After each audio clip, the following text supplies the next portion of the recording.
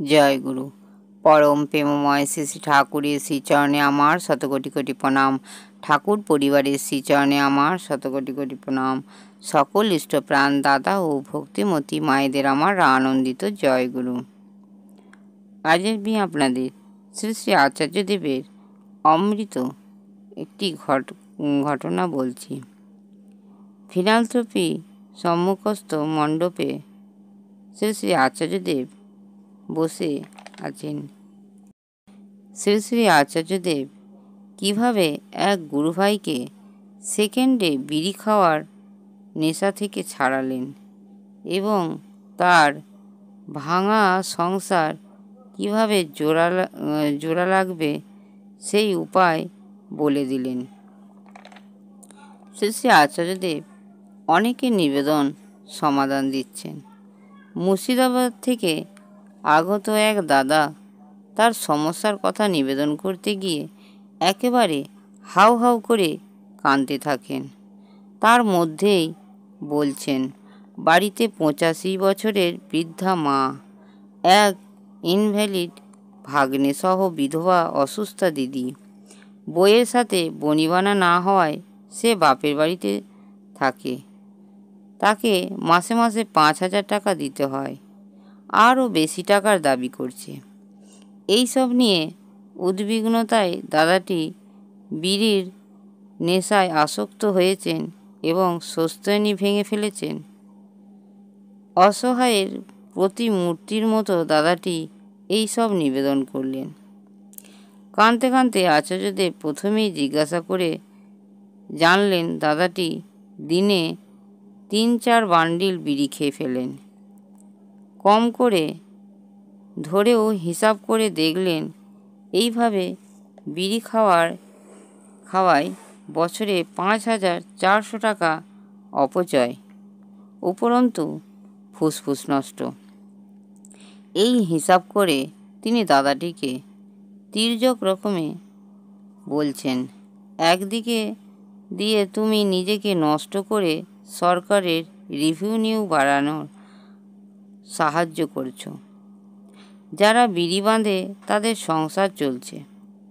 কেন্দুপাতা যারা সংগ্রহ করে তাদের জীবিকায় সাহায্য হচ্ছে।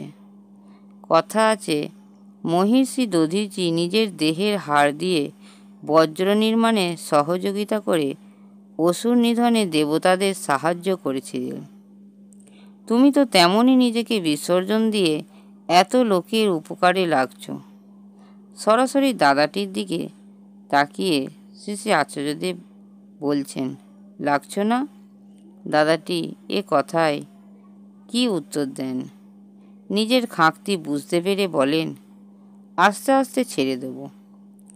তাতে আচার্যদেব বলছেন, আস্তে আস্তে ছাড়া হয় না, সুইচটাকে হয় অফ করতে হবে নচেত অন করতে হবে। মাঝামাঝি অবস্থায় রাখতে পারবে না। হয় একেবারে ছাড়বে নতুবা ছাড়বে না। এক গুরুভাই ঋত্বিক কীভাবে নানা প্রকার নেশার আসক্তি থেকে অন্তরের ব্যাকুলতায় মনে মনে শ্রী শ্রী বরদাকে নিবেদন করে তা থেকে রক্ষা পেয়েছিলেন, সে গল্প মনজ্ঞ বাকসহ বলেন।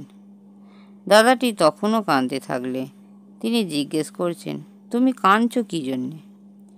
এই কাঁদায় তোমার বৃদ্ধা মা অসুস্থ হয়ে যাবেন? তাদের কিছু ভালো হবে? তুমি কী জন্যে কাঁদছ?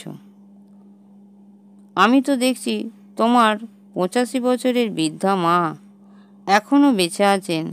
অসুস্থ মেয়েকে কে দেখবে এই টানে? তিনি ভাবছেন, আমি মরে গেলে ছেলে হয়তো দেখবে না। আবার ভাগ্নে ইনভ্যালিড বলে ওর মাও অসুস্থ হয়েও বেঁচে আছেন ছেলের টানে। তাহলে দৃষ্টিভঙ্গির পরিবর্তন করলেই তুমি যে অসুবিধা ঝামেলা ভেবে মুচড়ে পড়ছো সে সবগুলো পজিটিভ। আবার বউকে মাসে 5,000 টাকা খরপোশ দিতে হচ্ছে, এ তো তাও একজনের পরিপূরণ হচ্ছে, কাজে লাগছে। কিন্তু তুমি যে বিড়ি খাওয়ার পেছনে বছরে 5,400 টাকা খরচ করছো, এটা একেবারে বরবাদ। সরসতার সাথে বলছেন, বউকে যে মাসে মাসে 5,000 টাকা দিতে হচ্ছে, ওটা খুচরোতে দেবে, ব্যাংক থেকে খুচরো নিয়ে, যাতে বিরক্ত হয়ে স্বামীর ঘর করতে আসে। আরও বললে না, বর্তমানে যে অবস্থায় আছো তাই মেনে নিয়ে আনন্দে থাকো, অত চিন্তা করে দৃষ্টিভঙ্গির বদল করো। তাতে ঈশ্বরের দয়া যে তোমার জীবনে যে কতভাবে পাচ্ছ তা বুঝতে পারবে। কাঁদতে হলে প্রেমাস্পদের প্রতি প্রেমে কাঁদবে। এসবে কাঁদার কি আছে? আমি সবসময় আনন্দে থাকি। আমি কি করে আনন্দে থাকি? আরও বলছেন, দ্বীপরক্ষী 10ম খণ্ড নূতন বেরিয়েছে, তাতে একটা ঘটনা দেখলাম। শ্রী শ্রী বরদার জ্বর হওয়ায় কয়েকদিন ঠাকুরের কাছে যেতে পারেননি। তারপরে যেদিন ঠাকুরের কাছে গেছেন, অত বড় ধেড়ে মানুষটা হাউ হাউ করে কাঁদছেন। ওই যে কয়েকদিন ঠাকুরের কাছে আসতে পারেননি, সেই জন্যে। ঠাকুর বললেন, বড় খোকা কাঁদলো আমার কাছে, তো কাঁদতে হলে তার জন্যে। তিনি দাদাটিকে জিজ্ঞাসা করলেন, তাদের ওই এলাকায় ডিপি ওয়ার্কের কাজ কীরকম হচ্ছে? দাদাটি জবাব গিয়ে বললেন, আমি মাঝে মাঝে যাই। তাতে বলছেন, রোজ যাবে। গল্প করে শোনালেন পরম দয়াল শ্রী শ্রী ঠাকুরের মহিমা। পণ্ডিতদা অর্থাৎ গুরুপ্রসন্ন ভট্টাচার্য বলছেন, ঠাকুরও পাবনায় জন্মেছেন, আমিও পাবনায় জন্মেছি। তার মধ্যে ঠাকুর সারা বিশ্বের সব কিছু দেখে জেনে নিয়েছেন, আর আমি ঘরবাড়ি, ইট কাঠ, নদীনালা দেখলাম। এইভাবে নানা উদ্বুদ্ধ প্রাণ যুক্তিপূর্ণ বাক্যে প্রায় আধ ঘন্টা ধরে যা বললেন, তাতে দাদাটির মুখে হাসি ফুটে উঠল। তিনি আগামীকাল থেকে স্বস্তিনী পালনে মনস্থ করলেন এবং বিড়ি খাওয়া থেকেও বিরত থাকবেন জানালেন। উল্লেখ্য, পরের দিন সন্ধ্যায় এই দাদাটিকে ফিনান্থ্রপি সম্মুখ মণ্ডপে প্রণাম করতে দেখে আচার্যদেব স্মিত হেসে জিজ্ঞেস করলেন, আজ কয়টা বিড়ি খাওয়া হয়েছে? দাদাটি বললেন, একটাও খায়নি। আরও জিজ্ঞাসা করলেন, অসুবিধা হচ্ছে না? দাদাটি বলেন, না।